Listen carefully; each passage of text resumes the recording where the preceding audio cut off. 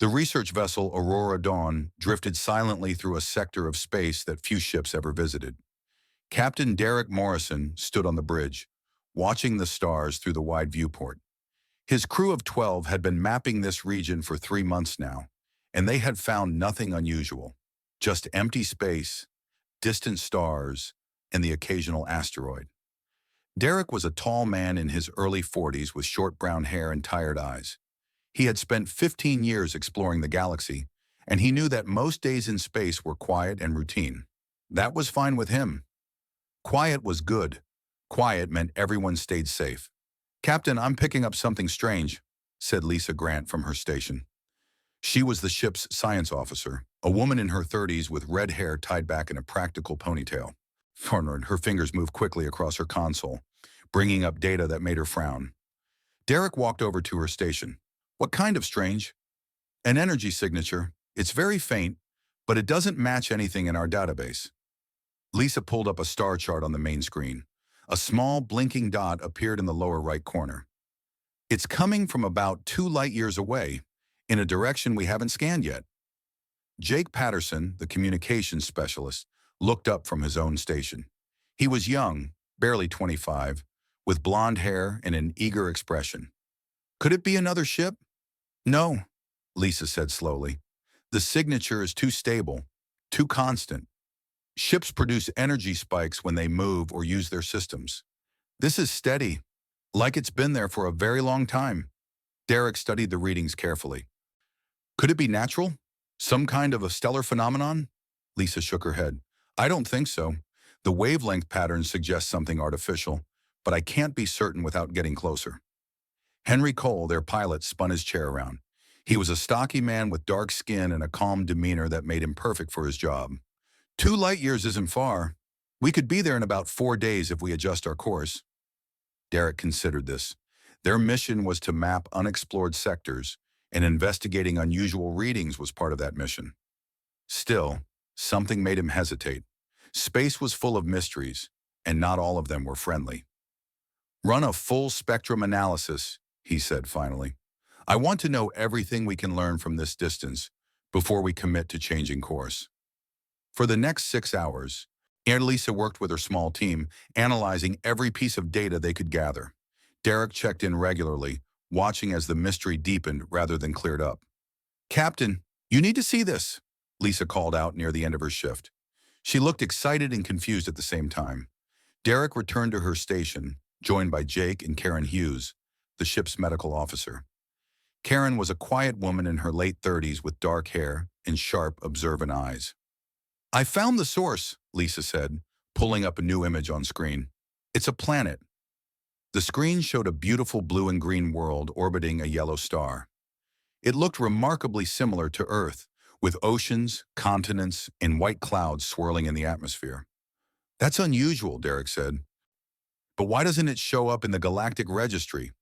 "That's the really strange part," Lisa replied.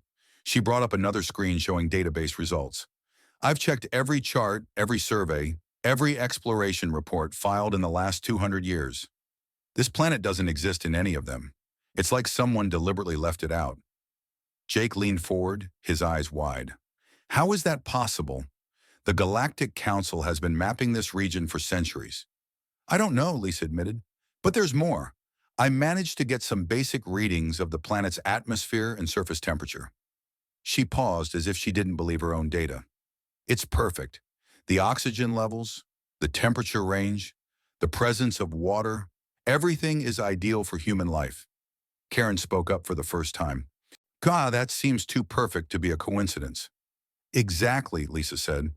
"In all my years of planetary science, I've never seen readings this good. Most colony worlds require at least some terraforming or adaptation. This place looks like it was made for us." Derek felt a chill run down his spine. A perfect human world that nobody knew about? That didn't make sense. "Could your instruments be malfunctioning?" "I've checked them twice. Everything is working correctly." Jake suddenly held up his hand. "Wait, I'm getting something on the long-range communications array." He adjusted his headset, concentrating hard. "It's very faint, but I'm picking up transmissions. They're not directed at us, just general traffic in the area." Can you translate them? Derek asked. Jake worked for several minutes, running the signals through the ship's translation software. Finally, he looked up with a puzzled expression. Most of it is routine patrol communications between ships, but I caught one fragment that mentioned something called the Forbidden Paradise. Another one referenced the world humans must never find. The bridge went silent. Everyone stared at the planet on the screen. Someone is hiding this place from us, Karen said quietly. The question is why? Derek felt his curiosity growing stronger, but he also felt caution. If other species were actively keeping this planet secret from humanity, approaching it could be dangerous. It could even cause a diplomatic incident with the Galactic Council. But how could he turn away now? A perfect world for humans, it hidden away like a treasure that someone decided humanity didn't deserve to have. Henry, Derek said, making his decision, plot a course for that planet. Standard approach, but keep us ready to jump away if anything threatens us. Henry nodded and began working on the navigation. Lisa, keep analyzing everything you can about that world. Jake, monitor all communications in the area. I want to know if anyone notices us coming. What are we calling it? Lisa asked. Derek looked at the beautiful planet on the screen. Eden 7, because it's the seventh planet from its star, and because it looks like paradise. As the Aurora Dawn changed course, Derek wondered what they would find when they arrived. He had a feeling that this discovery would change everything. 4 days later, the Aurora Dawn emerged from faster-than-light travel at the edge of the Eden 7 system. Derek stood on the bridge, watching as the planet came into view. It was even more beautiful up close, with deep blue oceans and green continents that reminded him of Earth before humanity had spread across it. Captain, I'm detecting something unusual, Lisa said, her voice tense. There's some kind of energy field surrounding the planet. It's incredibly sophisticated. I think it's a cloaking system. A cloaking system? Derek moved to her station. You mean someone has been actively hiding this planet? Yes, and it's not just any cloaking technology. This is far more advanced than anything humans have developed. It would make the planet invisible to most scanning equipment. Lisa looked up at him. Captain, we only found it because our sensors happened to catch a specific energy wavelength that the cloak doesn't hide perfectly. Before Derek could respond, Jake called out urgently. Captain, we have company. A ship just appeared on our sensors. It's moving to intercept us. Battle stations, Derek ordered calmly. But don't power weapons unless they fire first. Henry, hold our position. The alien ship was larger than the Aurora Dawn, sleek and silver with strange markings along its hull. It moved with precise grace, positioning itself between them and the planet. They're hailing us, Jake said. Put them through. The main screen flickered and showed an alien face. The creature had blue-gray skin, 4 eyes arranged in a square pattern, and a mouth that seemed too wide for its narrow face. Derek recognized the species as Villani, a race known for being honest and cautious. Human vessel, the alien said, its voice translated by the computer into clear English. You are in restricted space. You must leave immediately. Derek stepped forward. I am Captain Derek Morrison of the research vessel Aurora Dawn. We detected an unusual energy signature and came to investigate. We mean no harm. The Villani's 4 eyes blinked in a pattern that suggested surprise. You are human. You should not be here. This sector is forbidden to your species by order of the Galactic Council. Forbidden? Derek felt his anger rising but kept his voice calm. We've checked all galactic charts. This system doesn't appear in any of them. How can we avoid a place we don't know exists? The alien seemed uncomfortable. Its skin changed to a slightly darker shade of blue. That is by design. I am Commander Threshala of the Galactic Border Patrol. Human Captain, I strongly advise you to turn your ship around and forget you were ever here. Karen stepped up beside Derek. Commander, forgive me, but you seem frightened rather than angry. Are you afraid of us or afraid for us? Threshala's eyes focused on Karen, and for a moment, the alien seemed to struggle with what to say. Medical officer, you are perceptive. I am not afraid of you, but if you do not leave, consequences will follow that I cannot prevent. Suddenly, Lisa's console began beeping rapidly. Captain, multiple contacts appearing around the planet. I count at least 300 automated defense satellites. They're powering up. Derek watched as red dots appeared on the tactical display, forming a ring around Eden 7. Each one was a weapon capable of destroying his ship. Commander Threshala, Derek said carefully, we're just explorers. We have 12 people on this ship. Whatever is happening here, we deserve to understand it before those satellites blow us apart. The Villani commander was silent for a long moment. Finally, he spoke quietly. Turn off your weapon systems completely. All of them. If my sensors detect even a power fluctuation that suggests aggression, the defense grid will fire automatically, and I will not be able to stop it. Henry, do it, Derek ordered. Henry quickly shut down all weapons. The lights on the bridge dimmed slightly as power was redistributed. It is done, Derek said. Commander, please, tell us why a planet that seems perfect for human life is hidden from humanity. What have we done to deserve this? Threshala's skin shifted colors again, this time to a pale blue that suggested sadness or regret. You have done nothing, Captain Morrison. That is perhaps the greatest injustice of all. He paused. I am violating protocol by even speaking with you, but you seem like reasonable beings, and perhaps it is time someone told humans the truth. What truth? Derek asked. The planet you call Eden 7 has a different name in the galactic records. We call it humanity's cradle. And you are absolutely correct. It is perfect for your species. Threshala's 4 eyes closed briefly. Captain, would you be willing to come aboard my ship, alone and unarmed? I will explain everything, but this conversation should not be transmitted where others might intercept it. Derek looked at his crew. Lisa seemed worried. Karen nodded slightly as if encouraging him. Jake looked nervous but curious. Henry simply waited for orders. If I don't return in 2 hours, Derek said to his crew, jump away and report everything to Earth authorities. Captain, you can't go alone, Lisa protested. I can, and I will. Commander Threshala, I accept your invitation. 20 minutes later, Derek stood in a small conference room aboard the Villani ship. It was sparse and functional, with furniture that barely accommodated his human body. Threshala sat across from him, and for the first time, the alien looked truly troubled. What I am about to tell you, Threshala began, is known only to the highest members of the Galactic Council. Sharing it with you could end my career and possibly my freedom.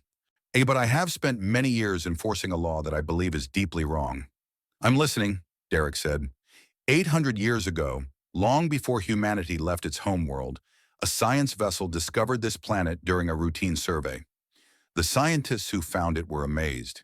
Eden 7, as you call it, was engineered by an ancient civilization that vanished millions of years ago. Every aspect of it was designed for a specific species, down to the chemical composition of the soil and the behavior of the weather patterns. Designed for which species? Derek asked, though he already suspected the answer. Threshala's 4 eyes met his steadily. For humanity, Captain Morrison. This world was built specifically for your people, long before your species even existed in its current form. Story and the Galactic Council has been hiding it from you ever since we found it. Derek sat in stunned silence for several seconds. His mind raced with questions, but he forced himself to stay calm. Commander, that doesn't make sense. Why would an ancient civilization build a world for humans millions of years before we evolved? Threshala shifted in his seat. We do not know the answer to that question. Perhaps they could see into the future. Perhaps they guided your evolution somehow. The truth died with them long ago. What matters is what we found 800 years ago and what the Galactic Council decided to do about it. Tell me everything, Derek said. The Villani commander stood and activated a holographic display. Images of Eden 7 appeared, showing detailed scans of the planet's surface. When our scientists analyzed the world, they discovered something remarkable. The planet was not just habitable for humans. It was optimal. The gravity is exactly what human bodies need for perfect health. The length of the day matches human biological rhythms perfectly. The soil contains nutrients in proportions that make Earth crops grow faster and stronger. Even the native plants produce fruits that are not only safe for humans to eat, but provide complete nutrition. Derek stared at the images. Rivers, forests, grasslands, mountains. It all looked like paradise. The atmospheric composition is ideal, Threshala continued. The weather patterns are predictable and gentle. There are no dangerous predators, no deadly diseases, no poisonous plants. Captain, humans could land on that world wearing nothing but simple clothes and thrive immediately. No terraforming, no environmental suits, no adaptation period. Nothing. So what happened? Derek asked quietly. Why hide it? Thrishala's skin turned a dark, troubled blue. When the discovery was reported to the Galactic Council, it created chaos. Some species wanted to destroy the planet. Others wanted to claim it for themselves. Many debates followed, lasting years. Why would anyone want to destroy it? Fear, mostly. Some council members believed that if humans discovered such a perfect world, they would become too powerful. Others worried that humanity would expand too quickly if given an ideal colony world. Trishala paused. And some species were simply jealous. They had struggled for thousands of years to find decent worlds to colonize. And here was a species that had not even reached the stars yet. Were but somehow had a paradise waiting for them. Derek felt anger building in his chest, but he kept his voice steady. So the council voted to hide it from us. Not immediately. First, they debated other options. Some suggested waiting until humanity reached a certain level of technological advancement. Others proposed telling humanity about the world, but forbidding them from settling it. A few even suggested that humans should be guided to find it naturally, as a test of some kind. But in the end, they chose deception. Thrishella nodded slowly. The vote was not unanimous.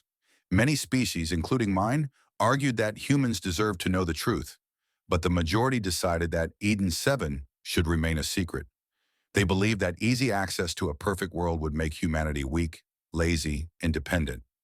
They argued that struggle builds character, and that humanity needed to earn its place in the galaxy through hardship. Derek stood and walked to the viewport, looking out at the beautiful planet floating in space. Did anyone consider that the choice should belong to humanity, not to the Council? Some did, but others argued that young species often make foolish decisions when given too much too soon. They pointed to examples of civilizations that collapsed because they found paradise and stopped striving for anything greater. Thrashala joined Derek at the viewport.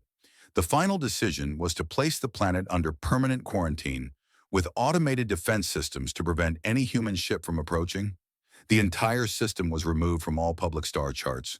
And only senior council members and a few border patrol commanders like myself even know it exists. How many other secrets is the council keeping from humanity? Derek asked bitterly. I do not know. I only know about this one because it is my duty to guard it. Thrashala was quiet for a moment. Captain Morrison, I want you to understand something. I have spent 20 years enforcing this quarantine, and I have never agreed with it. The Villani people believe strongly in truth and fairness. Hiding Eden 7 from humanity feels wrong to me. Then why do you continue to guard it? Because I am a soldier, and I follow orders, and because I do not know what the right answer is. Thrashala turned to face Derek directly. If I am honest, I see both sides of the argument. I have studied human history. You are a species that thrives on challenges. Your greatest achievements came from overcoming terrible obstacles. Your strongest colonies are the ones built on harsh, difficult worlds where every day is a struggle. Perhaps the Council is right. Perhaps giving you paradise would destroy something essential in your nature. Derek turned away from the viewport. That's not for you or the Council to decide. That choice belongs to humanity. And what would humanity choose? Threshala asked. If Earth's governments knew about Eden 7, what do you think would happen? Derek considered the question honestly. There would be chaos. Every nation would want to claim it. We might even fight each other for control of it. Exactly. That is another reason the Council keeps it secret. They fear that Eden 7 would cause conflict within humanity, not unity. So instead, they treat us like children who can't be trusted with knowledge about our own potential future. Derek said, Commander, you said I have 2 hours before you expect me back on my ship. How much time do I actually have before those defense satellites activate? 24 hours from the moment you entered the system. After that, the automated systems will fire on any ship within range, including mine. I do not have the authorization codes to stop them. Thrashala looked at Derek with what might have been sympathy. You must leave before then, Captain Morrison. If you do not, you and your crew will die. and I cannot prevent it. Derek nodded slowly. His mind was already working through the implications of everything he had learned. A perfect world hidden from humanity for 800 years. Ooh, a conspiracy of silence maintained by the most powerful beings in the galaxy. And now he and his small crew knew the truth. Thank you for your honesty, Commander Threshala. I need to return to my ship now. My crew deserves to know what we've discovered. Derek returned to the Aurora Dawn and immediately called all 12 crew members to the main conference room. It was a tight fit, but everyone needed to hear this together. He spent the next 30 minutes explaining everything that Commander Threshala had told him. When he finished, the room erupted with voices. Everyone spoke at once, some angry, some excited, some confused. Derek let them talk for a few minutes before raising his hand for silence. I know this is a lot to process, he said, but we have less than 20 hours to make a decision. Sidi, what do we do with this information? Jake spoke first, his young face flushed with anger. We report it to Earth immediately. This is humanity's world. The Galactic Council had no right to hide it from us for 800 years. Our grandparents could have grown up on a paradise world instead of struggling on Mars colonies or asteroid stations. Several crew members nodded in agreement. Lisa stood up, her expression determined. Jake is right. This is theft, plain and simple. They found something that belonged to humanity and decided to keep it from us. We should take detailed scans of Eden 7, document everything, and send it all back to Earth. Let our governments decide what to do. And what do you think Earth will do? Karen asked quietly from her seat in the corner. Everyone turned to look at her. Think carefully. If the governments of Earth learn about a perfect colony world, what happens next? They'll claim it, Jake said, as they should. They'll fight over it, Karen corrected. Every nation will want control. Every corporation will want mining rights. Every religious group will claim it's their promised land. We could start a war among ourselves before we ever set foot on Eden 7. That's not certain, Lisa argued. Humanity has come together before, when it mattered. Has it? Karen's voice was gentle but firm. Lisa, you're a scientist. Look at the data objectively. When has humanity ever discovered something valuable without fighting over it? Earth itself is still divided. The Mars colonies barely get along. The asteroid settlements are constantly arguing over resources. Helena, now imagine dropping a perfect world into the middle of all that tension. Derek watched his crew carefully. He could see them starting to think more deeply about the implications. Henry spoke up for the first time. The pilot's calm voice cut through the growing tension. There's something else we should consider. Why did humanity succeed in space? Why are we respected by other species despite being one of the younger races in the galaxy? Because we're adaptable, Jake said. Because we're determined. Exactly, Henry continued. But why are we adaptable? Because we had to be. Earth wasn't easy. When we moved to Mars, it was brutal. People died. We struggled for generations. But every challenge made us stronger. Every problem we solved taught us something new. He paused. If our ancestors had been given Eden 200 years ago, would we have developed the technology we have now? Would we have learned to survive in harsh environments? Or would we have stayed comfortable on our paradise world and never pushed ourselves to grow? The room grew quiet. Derek could see people reconsidering their initial reactions. Lisa sat back down, looking troubled. Are you suggesting the Galactic Council was right to hide it from us? I'm suggesting their decision might have accidentally helped us, Henry said. Not because they were wise, but because struggle has benefits we don't always appreciate when we're in the middle of it. Jake shook his head stubbornly. That's easy to say for those of us who survived. What about all the people who died in the early Mars colonies? What about the children who grew up breathing recycled air in metal boxes when they could have been running through forests under a real sky? That's a fair point, Karen said, and I'm not saying those lives didn't matter. But Jake, my grandfather, was one of the first Mars colonists. He lost his wife and daughter in a habitat failure. He told me once, near the end of his life, that Mars made him into someone he was proud to be. The struggle gave him purpose. The hardship taught him the value of every breath, every meal, every moment with the people he loved. My parents died in an asteroid mining accident, another crew member said softly. Her name was Amy Chen, and she rarely spoke up in meetings. I was 7 years old. I grew up in an orphanage on Europa. It was cold and lonely and hard. But you know what? I learned to take care of myself. I learned to help others who were suffering. I learned that strength comes from surviving things you didn't think you could survive. If I had grown up on a perfect world where everything was easy, I don't know if I would have become the person I am now. Derek let the silence stretch. He could see the internal struggle on every face. The choice wasn't as simple as it had seemed at first. Let me ask a different question, Derek said. If we report Eden 7 to Earth, we can't predict what happens next. But if we keep it secret, what then? We could claim it ourselves, Jake suggested. Just us. The 12 of us could settle there and live like kings. And abandon everyone we know, Lisa asked. Our families? Our friends? Never return to human space? Jake looked down, realizing how selfish that sounded. There's another option, Derek said. We could leave it hidden, just as it is now. We could return to our mission, complete our survey, and never mention Eden 7 to anyone. We let it stay a secret. But that means the council wins, Jake protested. They lied to us, and we just accept it? No, Derek said. It means we make our own choice, not the one they made for us, and not the one our anger tells us to make. We choose based on what we believe is actually best for humanity, even if it's difficult. Karen stood up and walked to the viewport where Eden 7 was visible in the distance. I've been thinking about what Commander Threshula said, about how our greatest achievements came from overcoming obstacles. He's right, isn't he? We didn't become who we are because things were easy. How we became who we are because they were hard. So we just let paradise sit there unused, Lisa asked.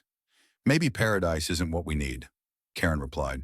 Maybe what we need is the chance to keep growing, keep struggling, keep becoming more than we were. Derek looked around the room. I think we need to vote on this. But before we do, remember that whatever we decide affects more than just us.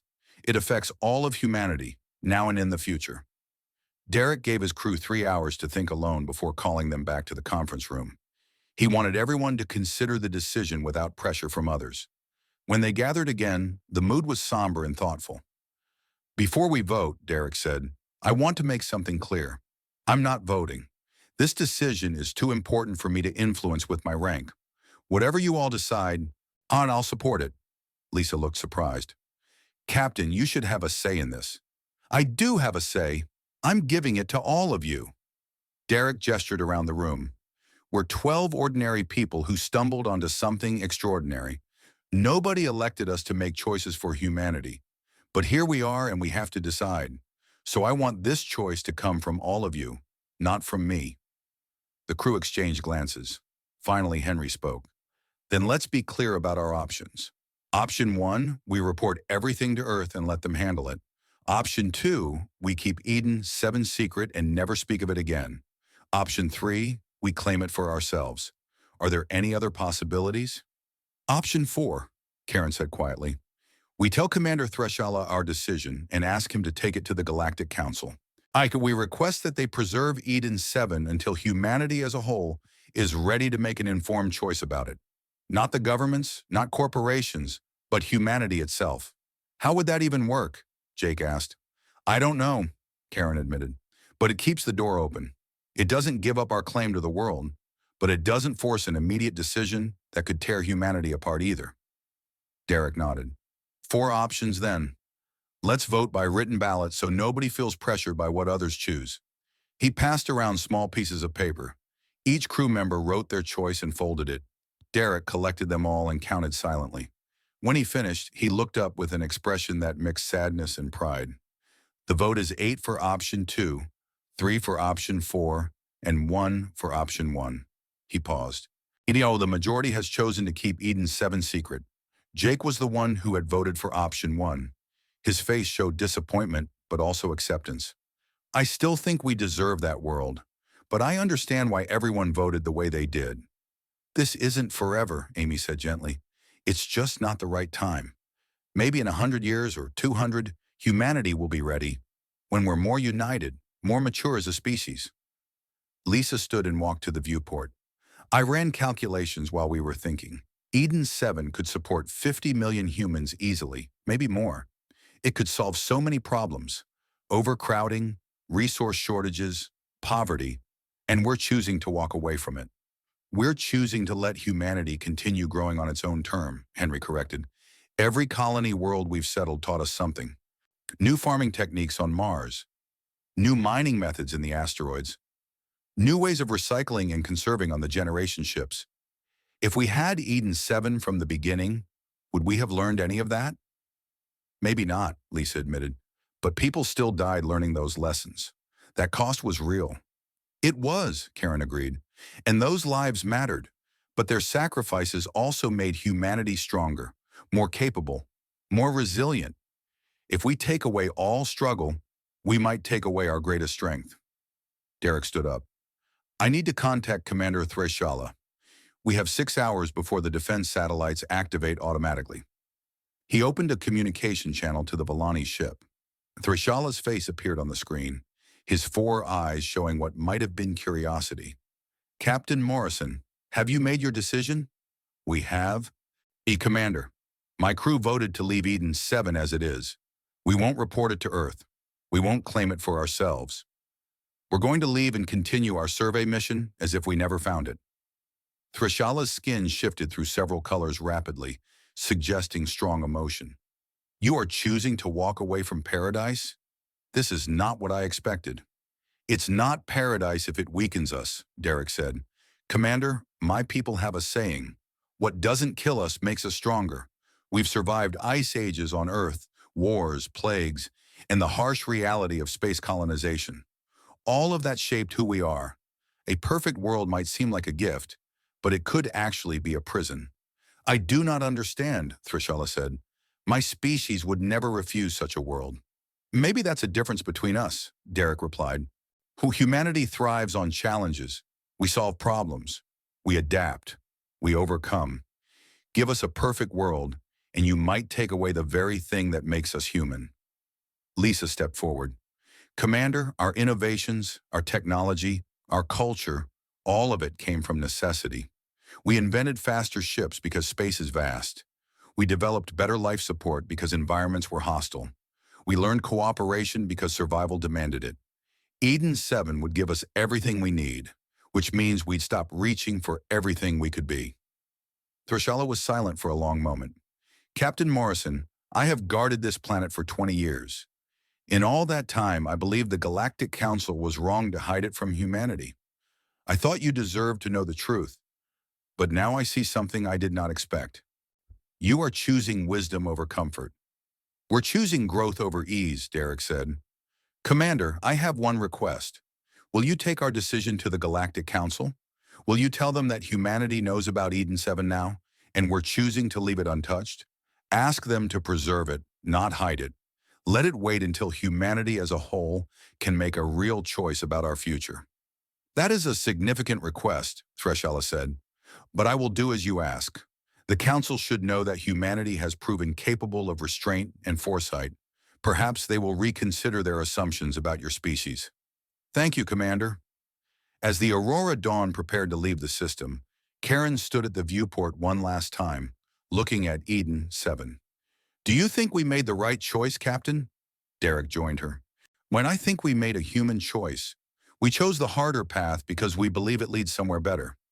That's what humans do. Jake approached them, still looking uncertain. What if we never get another chance? What if something happens to Eden 7 before humanity is ready? Then we'll deal with that when it comes, Derek said. But I'd rather face an uncertain future that we earned than a perfect present that was handed to us. Henry called from the pilot station. Course plotted, Captain. Ready to jump on your order. Derek took one last look at the beautiful blue and green world. Somewhere down there were forests humans would never walk through, oceans they would never swim in, and cities they would never build. At least not yet. Maybe not ever. But the choice had been made. Take us out, Henry. We have a survey to finish.